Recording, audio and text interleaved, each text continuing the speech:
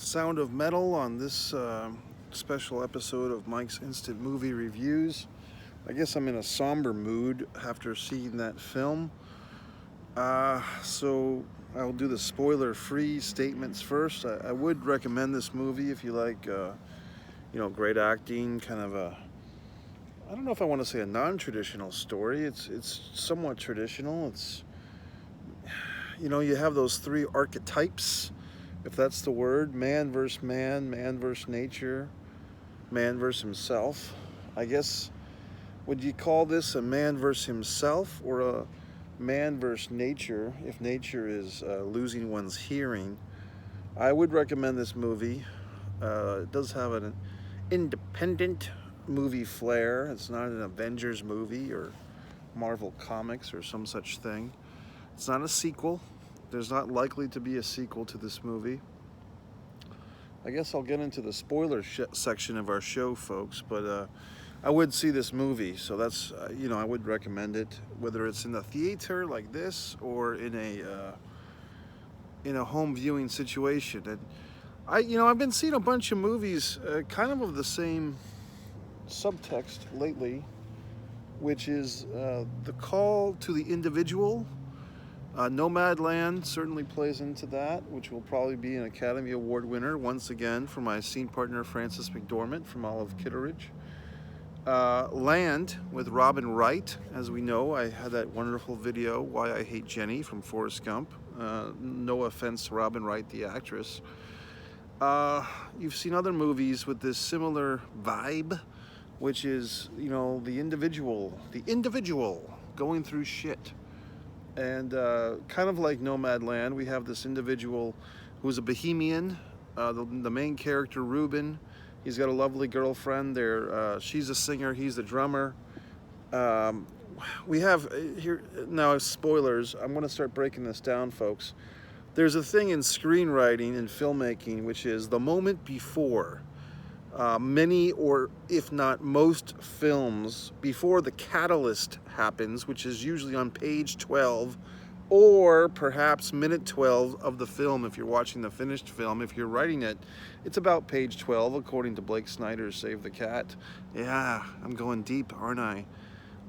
You have the moment before, which is things are the way that they are in this film. Like, things are normal for the characters. Now, that may not be normal for me or you or for the rest of the audience, but for the characters, they're experiencing their daily lives before the catalyst happens, which is typically about the 12-minute mark of the film, or if you're writing or reading the screenplay, about page 12. So what the normal stuff in this environment is for the guy to be playing drums as loudly as possible, and his beautiful singer partner, Lou, or Louise, as we come to find out her full name, is the singer. And I think at one point he refers to her as his manager. I'm not so sure about that, but in any event, I'm not sure if she was really the manager or if he's just calling her that or what, but everything is fine, everything is dandy until they play a show, and afterward, or the next night, his hearing starts to go to shit, and meaning that he can't hear more than 25%, about 28% in the right ear and 24% in the left, if I have it right. My memory is good. And so this poor character is suffering through hearing loss. Now, I could relate to this on two fronts. When I was a junior in high school, I had an adenoid situation, a problem, and I remember to this very day, back in high school, 10 or 15 years ago, when my hearing just went to crap all of a sudden. I felt something happen along my ear canal or through my jaw. I bit into something at the school lunch, and suddenly there was like a giant sound, like a conch shell in my ear. And what it turned out to be, and my hearing, I didn't lose my hearing, I just heard this echo. It was horrible for several days. Went to see, told my folks, went to see the doctor. It turned out that I had to have my adenoids removed.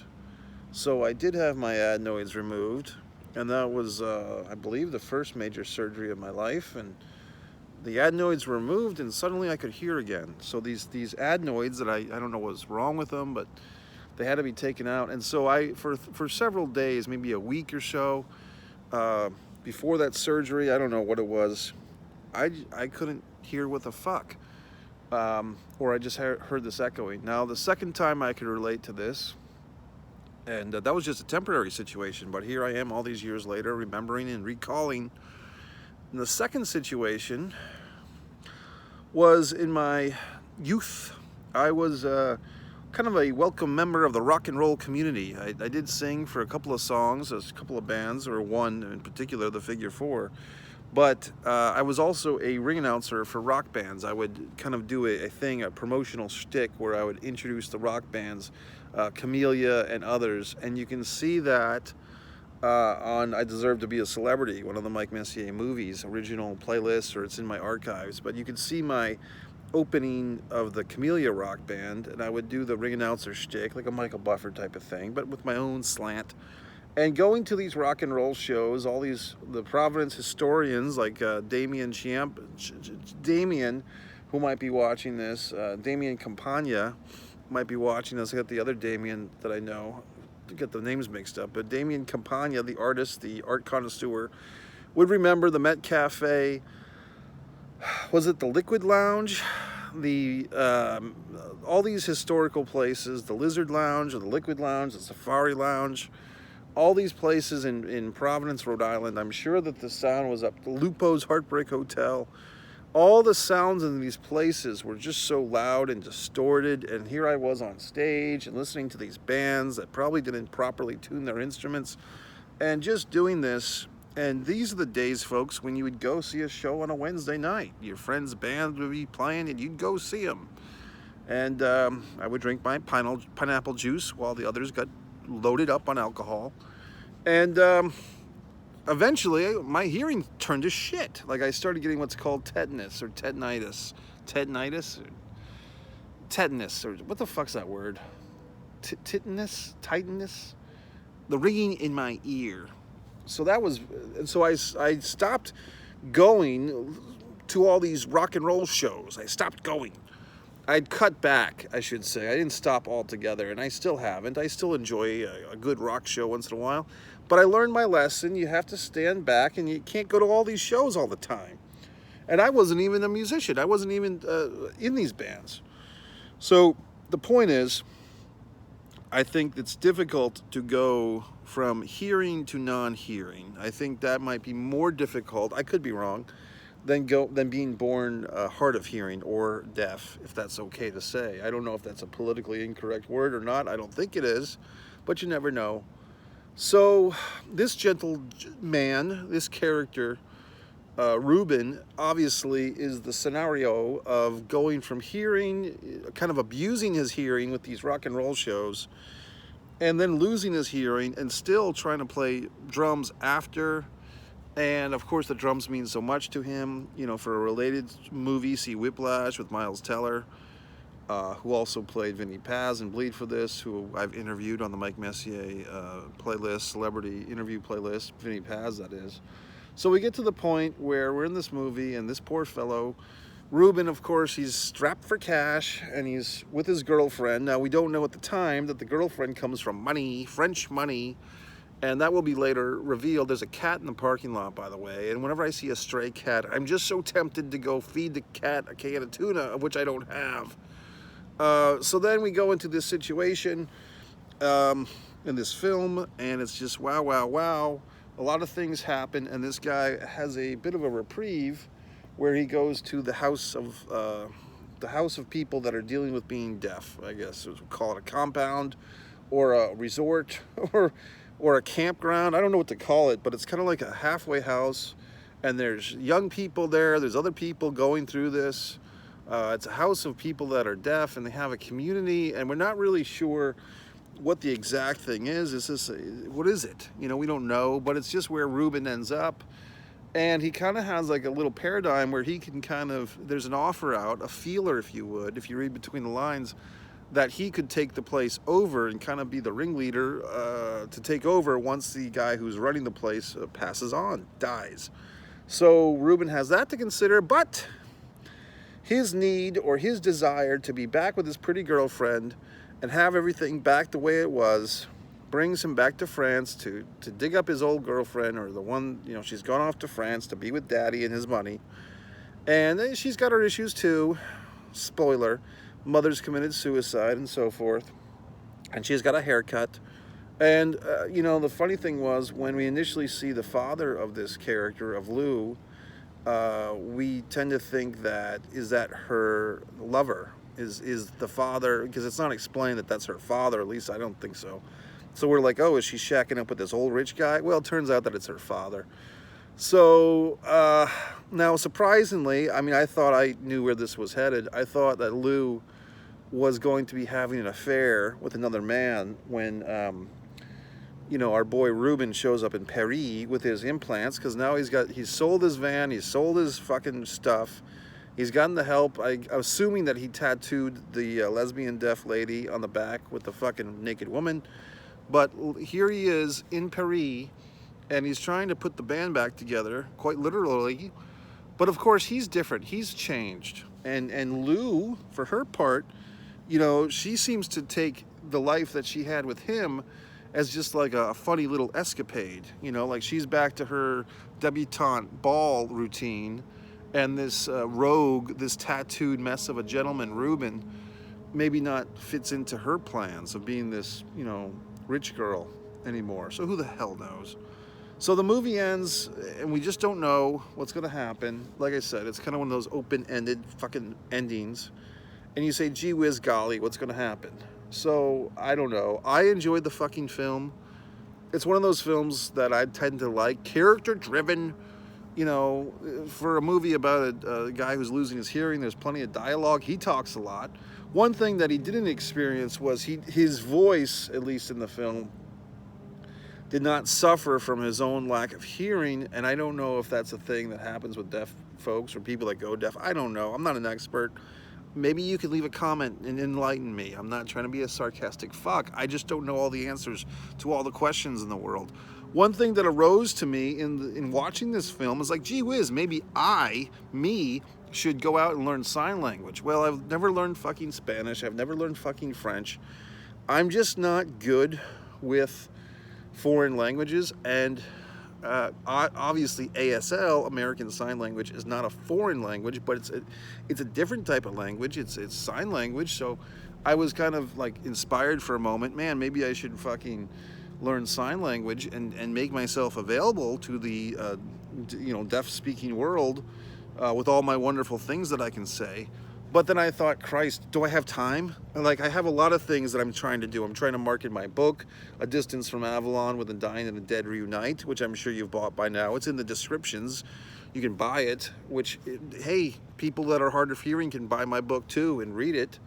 But I didn't know if I would have the time or the patience, or would I have the skill set to learn ASL, because I have never done well with a foreign language.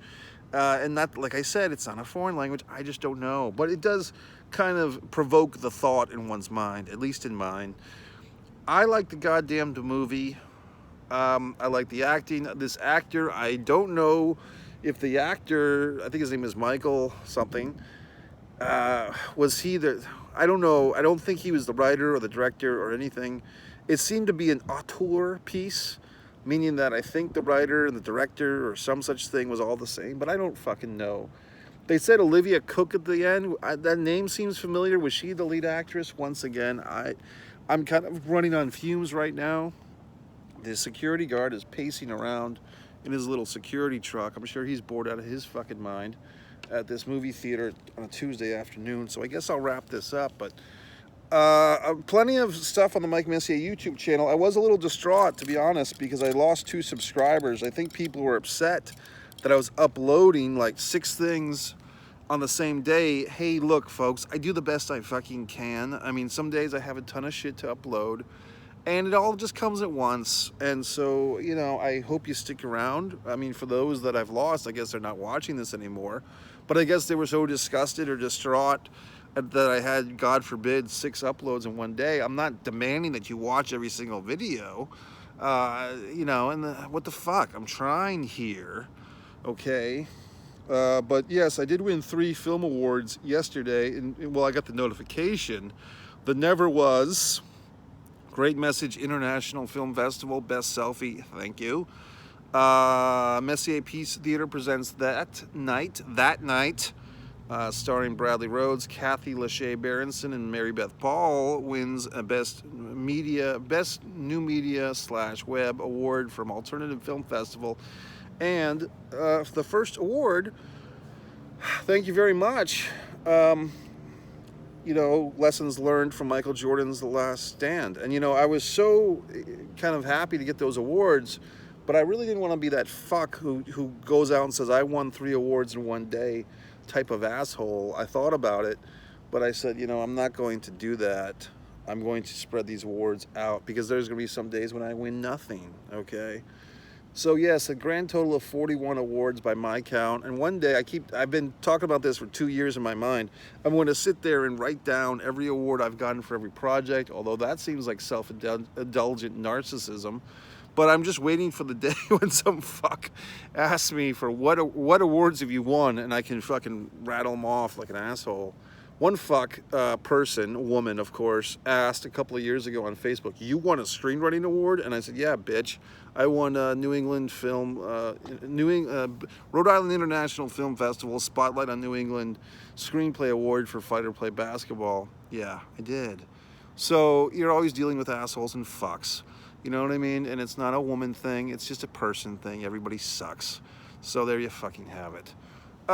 Everyone's been so kind in their fucking comments recently. You know, some people have been challenging me. Some people have been debating me, which is always fine. Going back to the days of Raw Protest, folks, hashtag Raw Protest, I have not watched Raw in 2 weeks, Monday Night Raw, and I don't feel like I've lost any goddamn thing. I guess Baron Corbin is going to be in your WrestleMania main event. Bobby Lashley apparently and the fucking Hurt Business have broken up, at least for the time being. Maybe it's a storyline screw job. Maybe the Hurt Business will help Lashley retain the title at WrestleMania. On the other dial, you got Roman Reigns and Edge and Daniel Bryan, I was predicting. I'll also scheduled to be on the Monty and the Pharaoh show on Thursday night. Looking forward to that, and a different podcast on Thursday morning. I am quite happy with my phone case. This is the cover.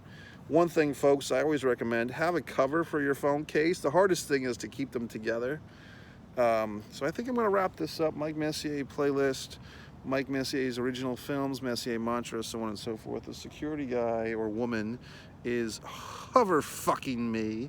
A lot of people have enjoyed my term hover fuck in one of my rants, so look for that one. Mike Messier, subscribe, like, don't unsubscribe, whatever you fucking do. I mean, if you got to the 19-minute mark of this fucking thing, you probably are a loyalist, which I appreciate. MikeMessier.com.